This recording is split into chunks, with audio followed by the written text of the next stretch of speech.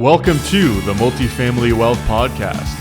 I'm your host, Axel Ragnarsson, and on this show, I dissect how seasoned multifamily investors started, built, and scaled their businesses. What's going on, everybody? Welcome back to another episode here on the Multifamily Wealth Podcast. In this quick solo episode, I want to illustrate the power of direct-to-seller marketing and prospecting if you're trying to find multifamily deals. And I'm constantly asked by folks that are just a little bit hesitant to start marketing to sellers or prospecting to sellers within the multifamily business, just because they have some limiting beliefs around it, right? They think it's a waste of money. They don't think it works. They think it's only for single family. There's all different reasons. There's a number of different reasons why people think that this doesn't work in the multifamily world in terms of sending direct mail, cold calling, cold emailing, etc. And, the easy thing to say is it does work. I mean, look at our track record. That's how we've done pretty much all of our deals. And there's thousands of investors throughout the country that are, marketing directly to sellers and buying multifamily deals every single day.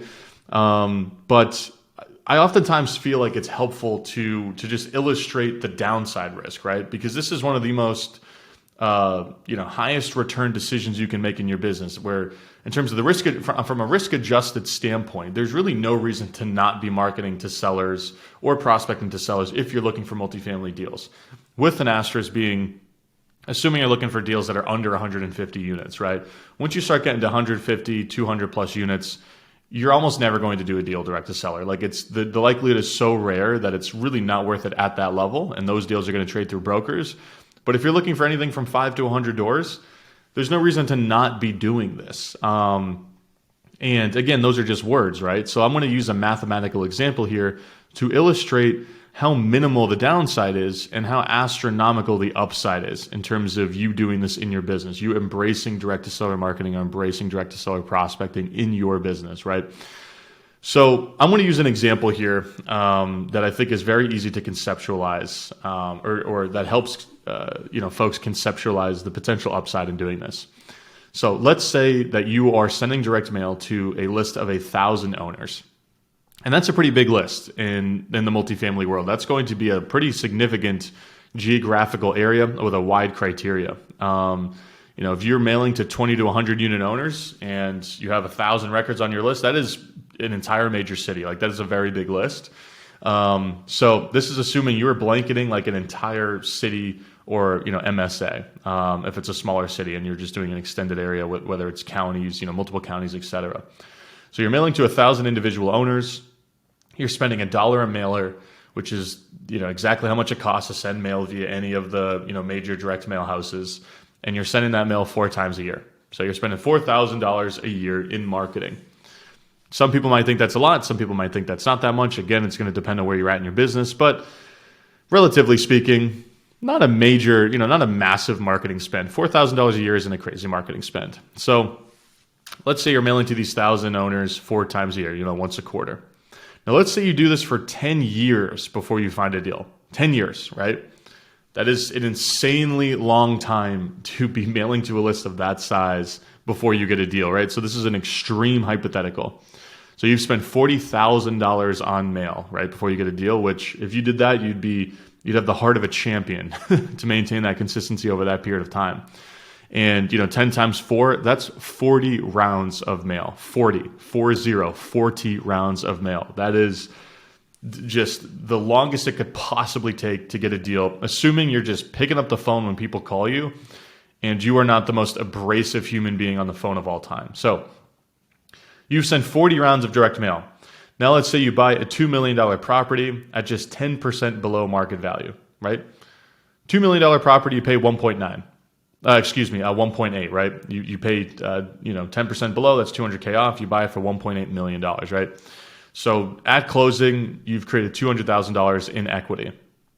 And this is just one deal over 40 rounds of mail, right? This is the most extreme hypothetical that I can give anyone who's doubtful about the effectiveness of doing this type of work.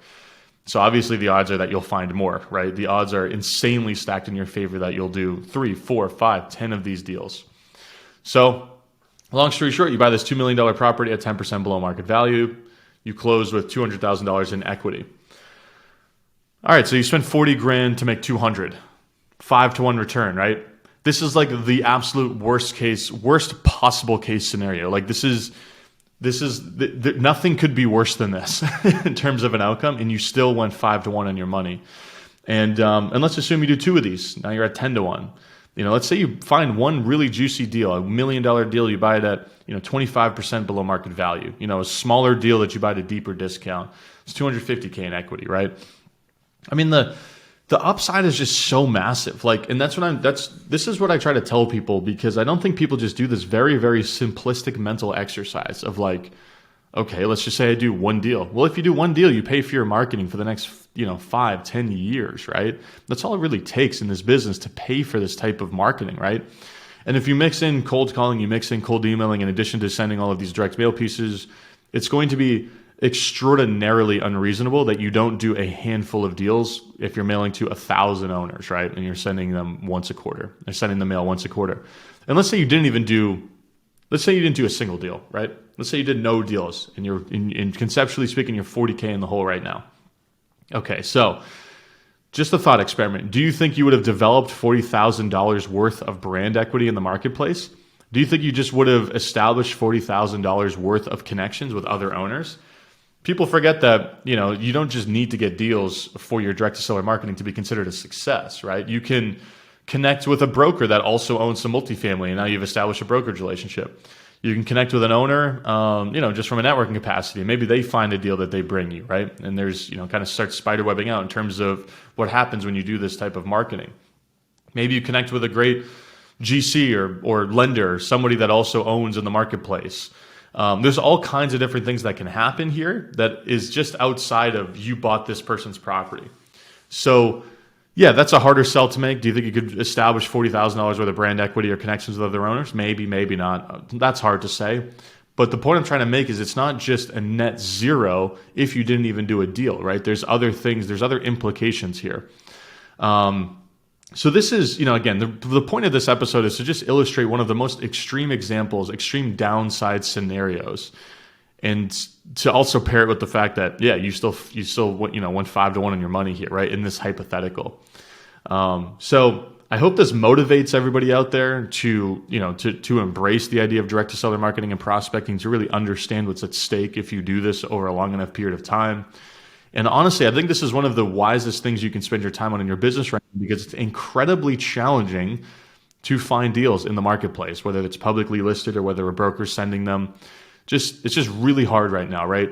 Deals with a broker attached are at least in our world, right? I mean, we're just not even remotely close, right? So at this point in time, it's essential for you to build some control of your own deal flow, assuming you're looking to do deals right now, because the marketplace isn't going to bring them to you as predictably as maybe they have in the last few years. So I hope this was eye-opening for everybody out there listening. And of course, I have to plug our off-market multifamily deals course at the end of this episode, where we walk you through exactly what we do in our business and exactly how you can start building a robust pipeline of off-market deals by utilizing some of the strategies I'm talking about here: direct mail, cold calling, cold emailing, and how you can generate more deals from your network as well, in terms of brokers, property managers, service providers, other investors, etc. So I highly recommend you check out the course if you haven't already.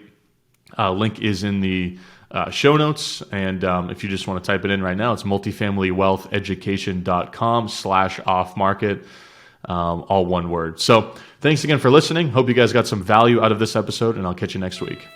Thank you for listening to this episode on the Multifamily Wealth Podcast.